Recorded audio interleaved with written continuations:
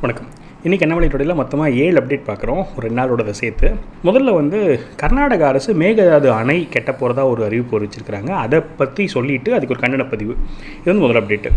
ரெண்டாவது, நேற்று civil service எக்ஸாமினேஷனோட result வந்திருக்குது. ஸோ அதில் வெற்றி பெற்றவர்களுக்கு வாழ்த்து, அதை ரிலேட்டடாக ஒரு பதிவு பண்ணிக்க. அது ரெண்டாவது. மூணாவது, ஸ்டாலின் அவர்கள் ஹிந்தி திணிப்பு பற்றி ஒரு பர்டிகுலர் இன்சிடெண்ட்டை சொல்லி மத்திய அரசை குற்றம் சாட்டியிருக்காரு.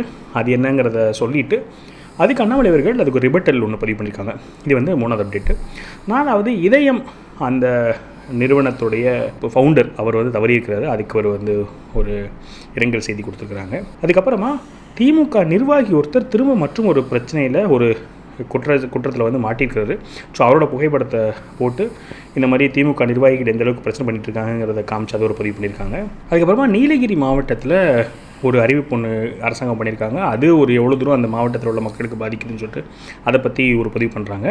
அப்புறம் ஒரு 2 நாளைக்கு முன்னாடி நாங்குநேரியில் ஒரு லா அண்ட் ஆர்டர் இஷ்யூ, அந்த ஃபோட்டோஸ் ஷேர் பண்ணிட்டு அதை பற்றின ஒரு கண்டன அறிக்கை. இதெல்லாம் டீட்டெயில் அண்ணாமலை டுடேயில் பார்க்க போகிறோம். நான் உங்கள் மணியன் கோபி, நீங்கள் பார்த்துட்டு இருக்குது பாசிட்டிவ் பாலிடிக்ஸ். ஸோ முதல்ல நான் அந்த 2 நாளுக்கு முன்னாடி நாங்குநேரியில் நடந்த பிரச்சனையோட ஆரம்பிக்கிறேன். Perumpathu village near Nanguneri in Tirunelveli district, a gang of intoxicated men entered a village and started an unprovoked attack with deadly weapons, killing Thiru John, a differently abled man, and Thiru Trinath Katta from Odisha working in a brick kiln, who was incidentally passing through the area on his bicycle. 6 others were severely injured in this attack and are fighting for their lives in the hospital. This is the dire state of law and order in the state of Tamil Nadu under the corrupt DMK government.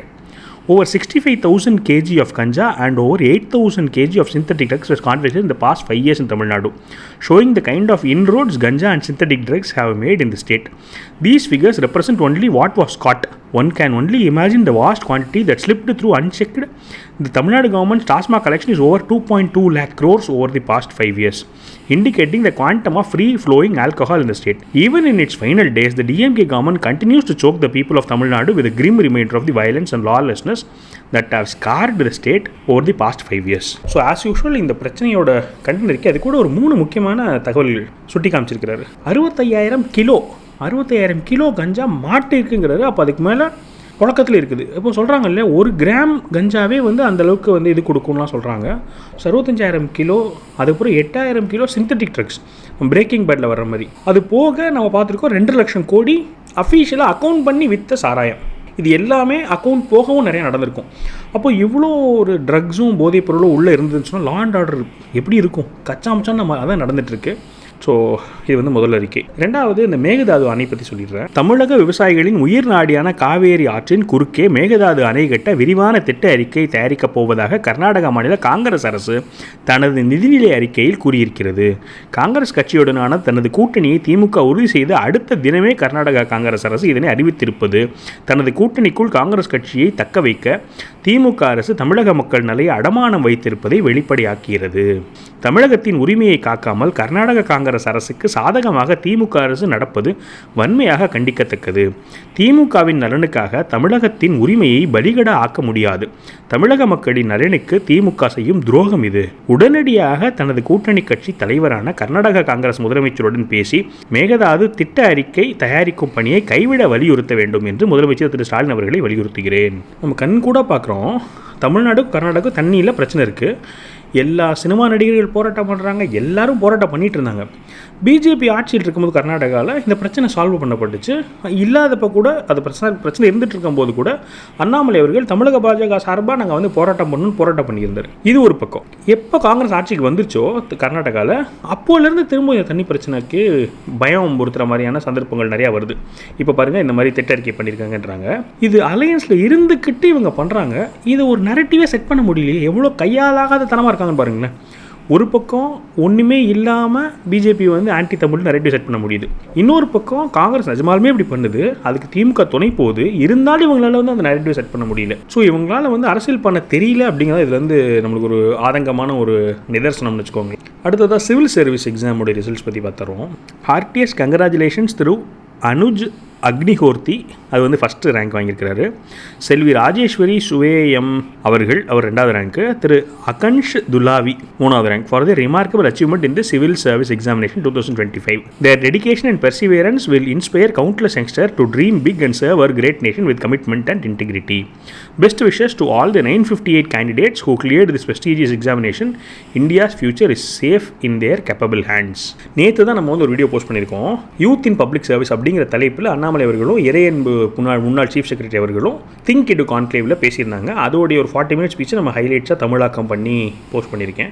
அதில் கம்ப்ளீட்டாக அவர் வந்து இந்த civils examination பார்த்தீங்கன்னா அதில் என்ன reforms கொண்டு வரணுங்கிறத பேசியிருந்தார். So அதில் இன்ட்ரெஸ்ட் இருக்குன்னு சொன்னால் அதை பார்க்காம விட்டுருந்தீங்கன்னா கண்டிப்பாக பார்த்துருங்க.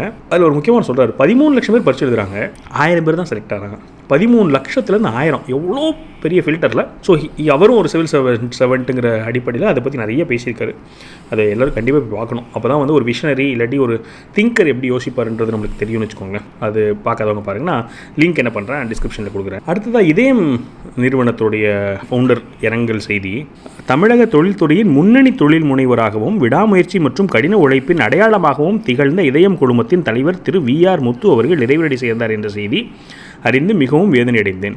அவரை இழந்து வாடும் அவரது குடும்பத்தினருக்கும் ஆழ்ந்த இரங்கல்களை தெரிவித்துக் கொள்கிறேன். 2023ஆம் ஆண்டு ஐயா அவர்களின் இல்லத்திற்கு சென்று அவரை சந்தித்து உரையாற்றிய நேரங்களை நினைத்து நெகிழ்கிறேன். தனிப்பட்ட முறையில் நான் வியந்து பார்த்த தனது நேர்மை மற்றும் உழைப்பால் தமிழகத்தின் முன்னணி தொழில் முனைவராக உயர்ந்த நின்ற ஐயா திரு VR முத்து அவர்களின் மறைவு தமிழக தொழில்துறையின் ஈடு செய்ய முடியாத இழப்பு. அவரது ஆன்மா சாந்தியடை இறைவனை வேண்டுகிறேன். ஓம் சாந்தி. எனக்கு அவரை பற்றி பர்சனலாக தெரியாது, ஆனால் எனக்கு இந்த இது மட்டும் நல்லா ஞாபகம் இருக்குது. அந்த தினம்தோறும் வாங்குவேன் இதயம், அந்த பாட்டு செம்ம ஒரு பிரில்லியண்ட்டான மார்க்கெட்டிங் ஸ்ட்ராட்டஜி தான். அது அந்த பாட்டு இன்னுமே ஞாபகம் இருக்குது எனக்கு. அதுக்கப்புறமா அந்த நீலகிரி மாவட்டத்தில் உள்ள பிரச்சனை.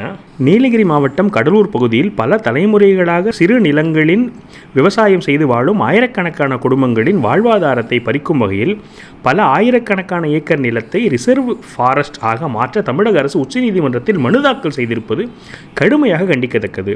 கடந்த 1969ஆம் ஆண்டு ஜென்ம ஒழிப்பு சட்டத்தின் தமிழக அரசால் கையகப்படுத்தப்பட்ட சுமார் 80,087 ஏக்கர் நிலத்தில் 29,982 ஏக்கர் வனநிலமாக மாற்றப்பட்டது. சுமார் 34,986 ஏக்கர் நிலம் தேயிலை தோட்டங்களின் வசம் உள்ளது. பொதுமக்களுக்கு வழங்கப்பட்ட 15,000 ஏக்கர் நிலத்தில் ஆயிரக்கணக்கான சிறு விவசாயிகள் 1 ஏக்கர் 2 ஏக்கர் என பல தலைமுறையாக உழைத்து தங்கள் குடும்பங்களை நடத்தி வருகின்றனர். இந்த நிலங்கள் தான் அந்த குடும்பங்களின் வாழ்வாதாரமாக இருக்கிறது. இந்த நிலையில் தமிழக அரசு உச்சநீதிமன்றத்தில் தாக்கல் செய்துள்ள மனுவில் 3,474 ஏக்கர் நிலத்தை மட்டும் வருவாய்த்துறைக்கு மாற்றவும் மீதமுள்ள 31,150 ஏக்கர் நிலத்தை ரிசர்வ் ஃபாரஸ்டாக மாற்றவும் அனுமதி கோரியுள்ளது. இது பல தலைமுறைகளாக அங்கு வாழ்ந்து வரும் மக்களை நிலத்திலிருந்து வெளியேற்றும் அபாயத்தை உருவாக்கியிருக்கிறது. வன பாதுகாப்பு என்ற பெயரில் ஆயிரக்கணக்கான விவசாய குடும்பங்களின் வாழ்வாதாரத்தை பறிக்கும் எந்த நடவடிக்கையும் ஏற்க முடியாது. மக்களின் நிலம் மக்களுக்கே. திமுக அரசு உடனடியாக இந்த மனுவை திரும்பப் பெற வேண்டும் என்றும் கடலூர் பகுதி மக்களின் வாழ்வாதாரத்தை பாதுகாக்க வேண்டும், மக்களுக்கு நிலத்தின் மேல் நிரந்தர உரிமை வேண்டும் என்பதை வலியுறுத்தி கடலூரில் இன்றைய தினம் அதிமுக, பாஜக மற்றும் கூட்டணி கட்சிகளின் சார்பில் கண்டன பேரணி மற்றும் பொதுக்கூட்டம் நடைபெறவிருக்கிறது. பொதுமக்களும் தேசிய ஜனநாயக கூட்டணி கட்சி சகோதர சகோதரிகளும் பெருமளவில் பங்கேற்க வேண்டும் என்று கேட்டுக்கொள்கிறேன். எனக்கு இந்த விஷயத்தில் பெருசாக என்னன்றது டீட்டெயில்ஸ் தெரியலன்னு வச்சுக்கோங்களேன். இப்போ நம்மளவர்கள் சொல்கிறாங்க 1969 அப்புறமா வந்து இருந்துகிட்ருக்காங்கங்கிற மாதிரி தான் எனக்கு புரிஞ்சுக்கிறேன். ஸோ ஒரு 50-60 வருஷமாக இருக்கிறாங்கன்னு புரிஞ்சுக்கிறேன். ஆனால் எனக்கு ஒரு விஷயம் மட்டும் ஒரு தாட் இருக்குது. என்னென்னா இயற்கை வந்து பயங்கரமாக அழிஞ்சிட்டு தான் இருக்குது. நிறைய மலைகள் வந்து வெட்டப்பட்டுருக்கு. மரங்கள் 4 ட்ராக்குங்கிற பேரில் எல்லா மரமும் எடுத்துகிட்டு இருக்காங்க. ஆனால் அதே அளவில் வந்து திரும்ப மரம் வைக்கிறாங்களா, அந்த மரம் வைக்கிறது ஜாஸ்தி ஆகுதான்னு எனக்கு தெரியல. வெப்பநிலை கூடுறதா இருக்கட்டும், இல்லை பயங்கரம் வெள்ளம் வரதுக்கெலாம் பார்த்தா கொஞ்சம் இம்பேலன்ஸ் இருக்கிற மாதிரி தான் தெரியுது. ஸோ ஏதோ ஒரு வழியில் திரும்ப வந்து காடுகள் அதிகப்படுத்தப்படணும், ஒரு சில இடங்களில் ரிசர்வ் ஃபாரஸ்ட்டாக அறிவிக்கப்படணுங்கிறத எனக்கு சந்தேகமே இல்லை. இந்த பர்டிகுலர் விஷயத்தை பொறுத்த வரைக்கும் அங்கே இருக்கிற கான்டெக்ஸ்ட் என்ன டீட்டெயில்ஸ் என்னங்கிறது தெரியல. அண்ணாமலையர்கள் மேலே நமக்கு நம்பிக்கை இருக்கிறதுனால அவர் கரெக்டாக தான் ஆர்கியூ பண்ணுறாருன்ற நம்பிக்கையில் இது எடுத்துகிட்டு போகிறது தானே ஒழிய எனக்கு இதில் இன்னும் டீட்டெயில்டாக இதை படிச்சுட்டு தான் எனக்கு ஒரு கருத்து, ஒரு நிலைப்பாடு எடுக்க முடியுங்கிறதான் என்னுடைய தாட்டாக இருக்குது இப்போதைக்கு. நீங்கள் இதை பற்றி வேறு ஏதாவது எக்ஸ்ட்ரா டீட்டெயில்ஸ் இருந்துச்சுன்னா சொல்லுங்கள். இப்போ ஸ்டாலின் அவர்கள் ஹிந்தி திணிப்பை பற்றி சொன்னதை சொல்லிடுறேன். பாஜக அரசின் ஹிந்தி திணிப்பு நுழைவு வாயிலேயே வாயில் நுழையாத பெயர். ஹிந்தி திணிப்பு வெறியில் எல்லை மீறி சென்று கொண்டிருக்கிறது பாஜக. மொழி என்று வரிவடிவம் 3 எனும் வகையில் இந்தி பெயரையே தமிழ் ஆங்கிலத்தை எழுதி வைக்கும் இழிவான ஹிந்தி இம்போஷன் செயலில் இறங்கியுள்ளது ஒன்றிய பாஜக அரசு. திருச்சி மண்டல ரயில்வே அலுவலக நுழைவு வாயிலில் கர்த்தவ்ய துவார் என எழுதி வைத்துள்ளனர். வருங்கால வைப்பு நிதி அலுவலகங்களில் EPFO ஏற்கனவே பவிஷ்ய நிதி பவன் என்ற பெயரை திணித்துவிட்டனர். குற்றவியல் சட்டங்களுக்கு சமஸ்கிருத பெயரைத்தான் ஆங்கில வடிவத்தில் எழுதுகின்றனர். ஒன்றிய நீர்வளத்துறை அமைச்சகத்தின் பெயர் ஜல் சக்தி ஆகிவிட்டது. மகாத்மா காந்தி 100 நாள் வேலை திட்டம் பெயர் மாற்றத்திலும் இதே வேலையைத்தான் காட்டினார்கள்.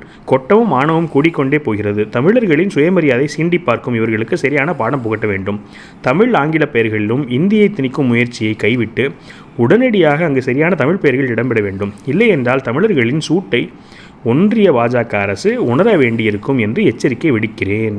இதுக்கு அண்ணாமலை அவர்களோட பதில்: மாண்புமிகு முதலமைச்சர் அவர்களே, எப்போதெல்லாம் சட்ட ஒழுங்கு சீர்கெட்டு நீதிமன்றங்களில் கொட்டு வாங்கி செய்யும் ஊழல் எல்லாம் வெளிவந்து பொதுமக்கள் மத்தியில் திமுகவிற்கு எதிரான கடும் எதிர்ப்பு எழுகிறதோ அப்போதெல்லாம் அறுவலயத்தில் உள்ள ஒரு பழைய தகரப்பெட்டியை திறந்து இந்த இல்லாத இந்தி திணிப்பை எடுத்துக்காட்டு என்று உங்கள் தந்தை சொல்லிவிட்டு சென்றாரா? இந்த ஏமாற்று அரசில் அவர் காலத்தோடு முடிந்துவிட்டது. இனியும் இந்த புளித்து போன காமெடி செய்து கொண்டிருக்காமல் நீங்கள் ஆட்சிக்கு வந்த நாளிலிருந்து பெருகியிருக்கும் ஊழல், கொலை, கொள்ளை, பாலியல் குற்றங்கள், போதைப் பொருள்கள் பழக்கம் என உண்மையான மக்கள் பிரச்சனைகள் குறித்து எப்போது பேசப் போகிறீர்கள்? இவங்களோட நோக்கத்தில் சந்தேகமே இல்லை. இவங்க சும்மா மடையை திருப்ப தான் பார்க்குறாங்க. இவங்களுக்கு தமிழ் மேலே பற்றும் கிடையாது. தமிழ்லாம் ஒன்றும் பாதுகாக்கப்பட்ட தமிழ் அழிக்கப்பட்டு தான் இருக்குது. அதில் எல்லாம் குழப்பமே கிடையாது. எனக்கு இந்த கர்த்தவிய பவன் அப்படிங்கிற பேர் தமிழாக்கம் பண்ணி வச்சுருக்கணுங்கிறதுல எனக்கும் உடன்பாடு.